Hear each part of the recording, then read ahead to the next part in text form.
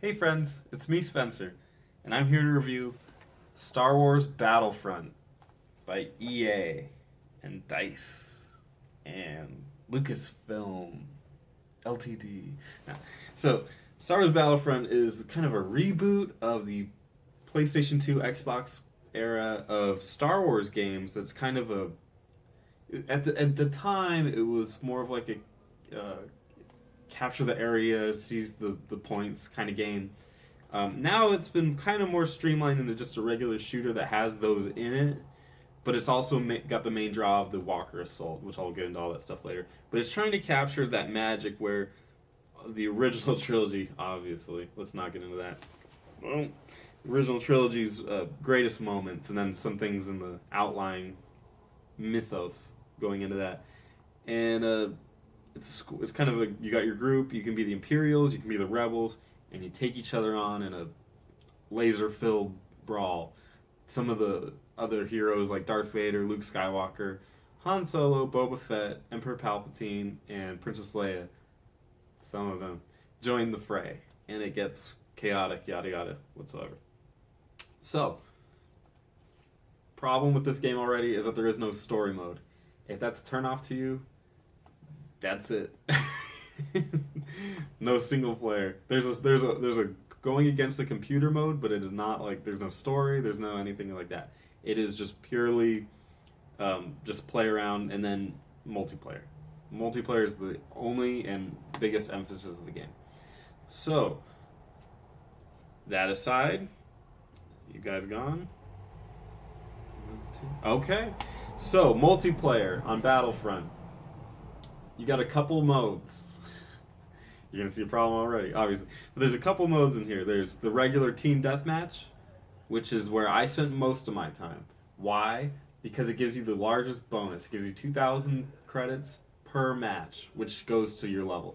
So, or it's not credits, it's points, whatever. You get credits separately to buy stuff. But you get 2,000 points per level. So each time you play, you get it, you rack it up the fastest. It's great. It's also the most balanced and fun I found. I'll get into the other ones later, but I found that this one was just kind of the core essence of the game, which makes sense. I mean, it's team deathmatch. Like, how much purer could it get? But there's my opinion on that. Walker Assault, which you can see the Imperial Walker on the front there. That's supposed to be the big draw of the game. It was fun, but it had some problems. Here they are. The maps are huge, and if you don't just like tag yourself to an ally, then you're completely screwed. You end up walking like for 30 seconds before you even see anything.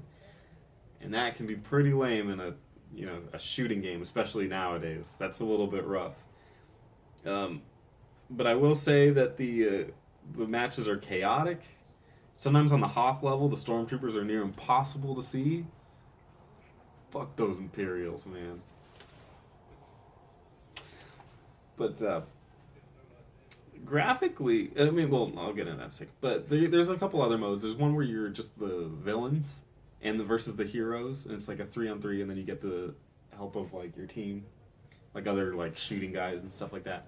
And those modes are kind of cool, but I felt that they were kind of gimmicky. They weren't really the main meat of the game, and you could tell. It was just kind of like, wouldn't it be funny if Batman or Batman? It would be funny. Batman was in it. If Boba Fett, Darth Vader, and Emperor Palpatine fought Luke Skywalker, Han Solo, and Princess Leia, it would be a massacre if that happened. But that's beyond the point. So that part was not a huge fan of it. It was fun for what it was, but quickly got over that. And then the other thing I wanted to emphasize was the space combat. Everyone was kind of clamoring for space combat. I think if they put it in, maybe they did it because people were clamoring about it, and they did it very half-assed because it feels very sluggish. The controls don't have that emphasis on speed and that sense of like, zoom, zoom, zoom. Yeah, that scientific term. It doesn't have any of that, unfortunately. It just feels very slow, and I'm not sure what happened there. If they would have just gone the Rogue Squadron, route, that game was freaking fun. It was, old material there, but I think they should have gone that way with it. They didn't, so that's alright, but I kind of choose to skip that kind of stuff. Stick with the on foot stuff.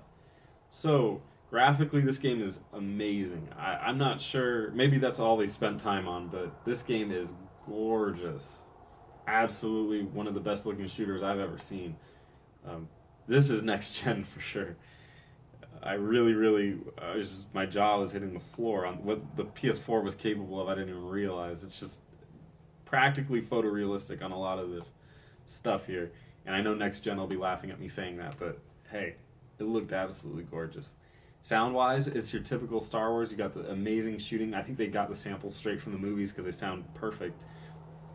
One weird thing, though, is the music cuts off during the game, like, often, leaving the battles just very quiet, and then you just hear a little laser shooting, like you're in a big laser tag arena or something.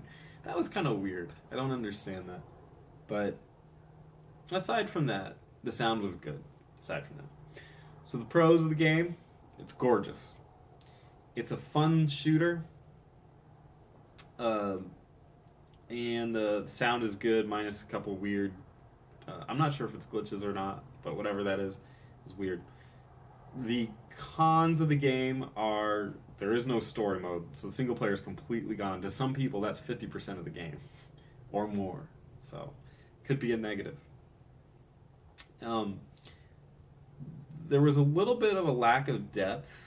Now, what I mean by that is you can level up and you can buy new weapons and new, like, they're called cards, and they just kind of go as, like, side, like a thermal detonator here and a short pistol there, or a sniper here, something like that. And they kind of have a recharge rate. Everything in here has a recharge rate, like a cooldown. Now, with that, though, you kind of take all of it with you into battle. So I never really felt like there was really like an individual style going into every game. And I think for long-term play, that kind of hurts it. And that's just shooters nowadays, how it is. Call of Duty and stuff have made it so that's kind of how you have to make a game. And it's unfortunate, but at the same time, I just don't see it having a longevity. It just doesn't seem like it has it. So that's a con for me. And that's pretty much it. But those are two really big cons. So for my overall score of the game, I am going to give it... Oh man, I really should have thought of that before jumping in here. I am going to give it a 4 out of 10. And I do that hesitantly because I have fun with this game. I'm not a huge first-person shooter fan, so I'm not really looking for super in-depth stuff, but I'm also not looking for a long-term experience. And for a long-term experience, $60 is a steep price to pay for a very good-looking Star Wars game. So yeah, I'm going to go 4 out of 10 and just understand that I do like it, but especially to people that are into this genre, it's probably a weak showing. So hopefully you guys understand what I mean. If you're a huge Star Wars fan, I would still wait, maybe till it gets cheaper, and get it for that, $30 price range or something. So hopefully that helped. Make sure to like, comment, subscribe. Thank you so much for watching. I'll see you guys around.